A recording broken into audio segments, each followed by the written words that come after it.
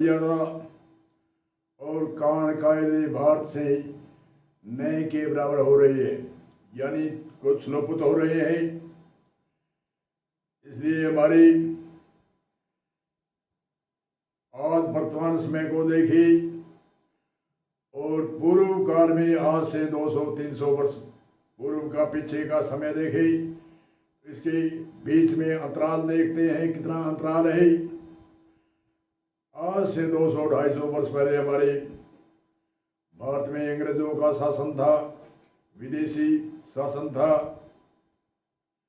और विदेशी हमारे भारत के अंदर अंग्रेजों के विदेशी शासन से भारतीय संस्कृति पर कोई प्रभाव नहीं हुआ।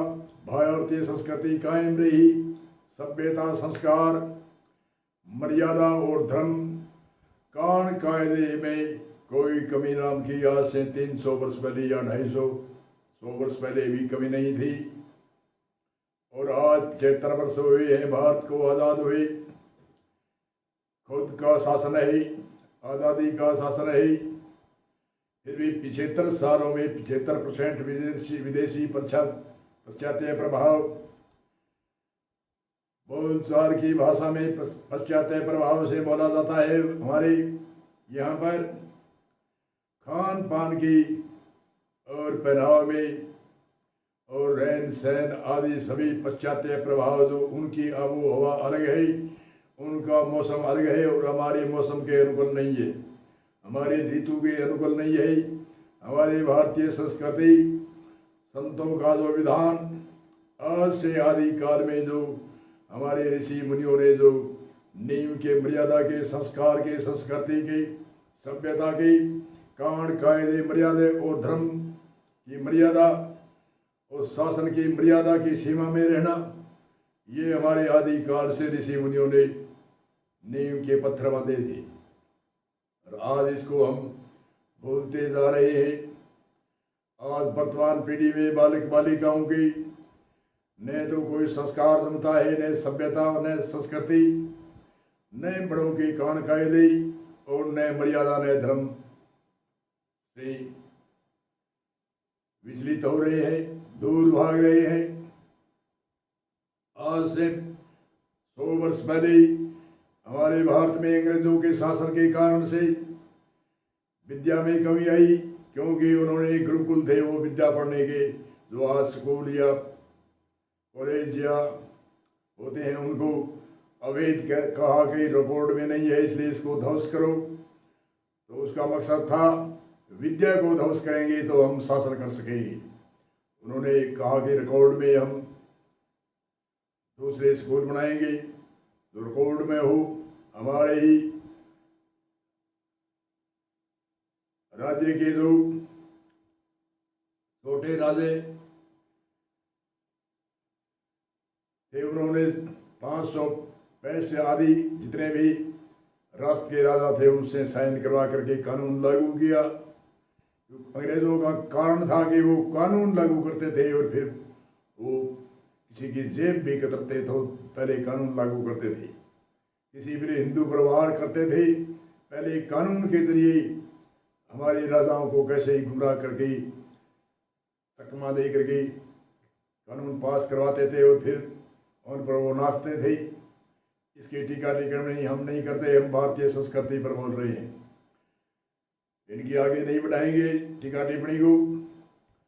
भारतीय संस्कृति आज से 100 वर्ष पहले जो पढ़े लिखे नहीं होने के कारण साधारण से जनमानव थे, साधारण से भारत में रहने वाले, समाज में, परिवार में आदि में, हर जाति में, उन्होंने भारतीय संस्कृति, संस्कार, सभ्यता, मर्यादा और राज के शासन में सीमा में रहे थे। और आज 75 वर्ष की आज़ादी आने के बाद में 75% भारतीय संस्कृति, संस्कार, सभ्यता, मर्यादा लुप्त हो रही है। उस समय इतना प्रचार प्रसारण भी नहीं था। आज तो रेडियो से, टेलीविज़न से और धर्म ग्रंथों से और अनेक तरह से भारतीय संस्कृति, सभ्यता, संस्कार, मर्यादा, धर्म आदि का हमारे धर्म गुरु प्रचार करते हैं कि अपने बालिक बालिकाओं को भारतीय संस्कृति संस्कार सभ्यता व मर्यादा आदि सिखाओ। और इन एक जगह स्कूलों में छोटे से लेकर के बड़े स्कूलों तक भारतीय संस्कृति सिखाने की एक आगे से आगे प्रचार हो रहा है। और जहाँ 4-10 आदमी बैठते हैं वहाँ भी समाज में भारतीय संस्कृति सिखाओ बच्चों को, भारतीय सभ्यता संस्कार और मर्यादा आदि वर्तमान पीढ़ी को सिखाओ तो आगे भावी पीढ़ी अच्छी होगी। और घर के अंदर भी हर जनमानव है जो वो कहता करता है कि अक्षर विद्या आदि स्कूल के साथ साथ मैं मेरी बालिक बालिकाओं को भारतीय संस्कृति संस्कार आदि सिखाऊं। कौन चाहता है कि हमारा बालक लुटेरा हो, उग्रवादी हो, कूट मार करने वाला हो, लड़ाई रोज ओल मार जाने वाला हो? ऐसे कोई नहीं चाहता। सभी चाहते हैं कि हमारी बालिक बालिकाएं सक्षम हो। तो ये इतना प्रचार प्रसार होने पर और इतनी आज वैज्ञानिक सुविधा होने पर भी कितना प्रचार प्रसारण होता है। आज से 100 वर्ष पहले वाहन भी नहीं थे और उपकरण भी नहीं थे। एक जना बोलता है वह लाखों जगह आजकल प्रचार होता है।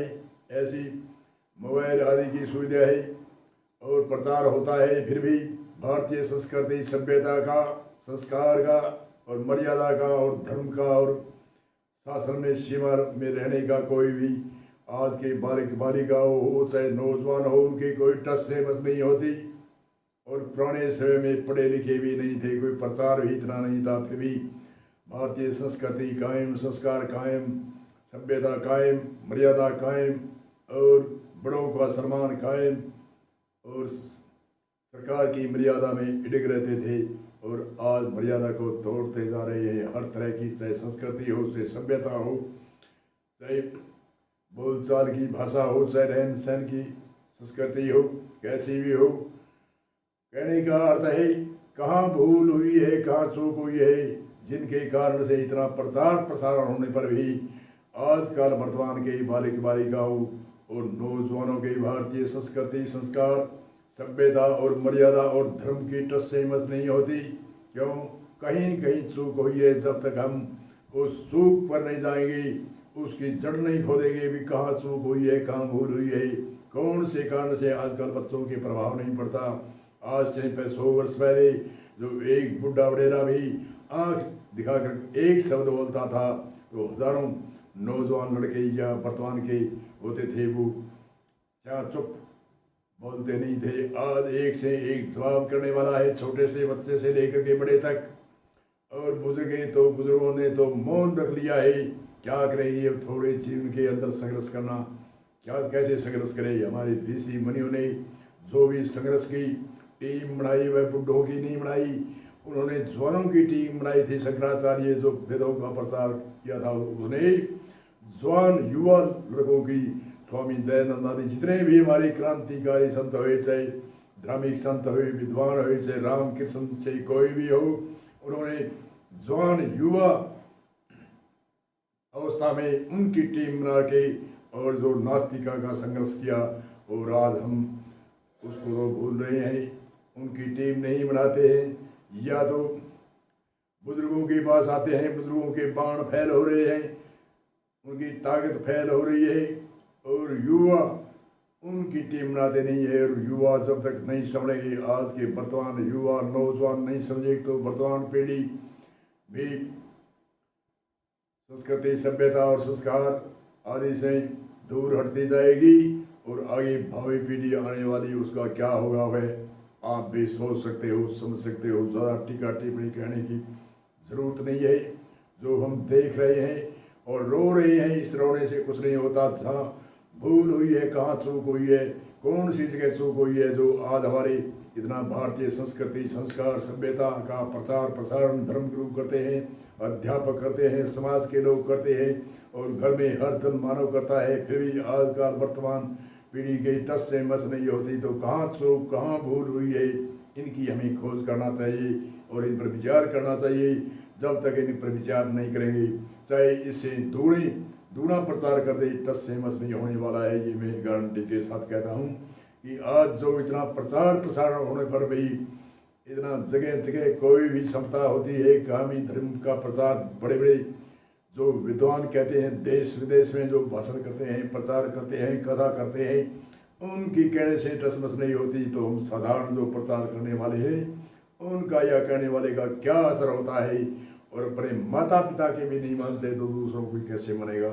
इसलिए जो भूल हुई है, जो चूक हुई है, इन भूल और चूक पर जब तक हम इनका संशोधन नहीं करेंगे तब तक ये भारतीय संस्कृति, सभ्यता, संस्कार और मर्यादा और धर्म इनको आज आगे आने वाली पीढ़ी लांघती ही चलेगी, धारण नहीं करेगी, इसमें सक्षम नहीं होगी। इसलिए हमारे आज जो कहते हैं ऋषि मुनियों की शोध है, जो माता पिता अपने बच्चों को अच्छी शिक्षा नहीं देता तो वह दुश्मन के समान माना जाता है। जैसे दुश्मन होता है वह तो एक मौत के घाट उतार सकता है, और ऐसे माता पिता अपनी औलाद को, परंपरा पीढ़ी को ही मार देते हैं। इसलिए माता पिता वे दुश्मन है जो भारतीय संस्कृति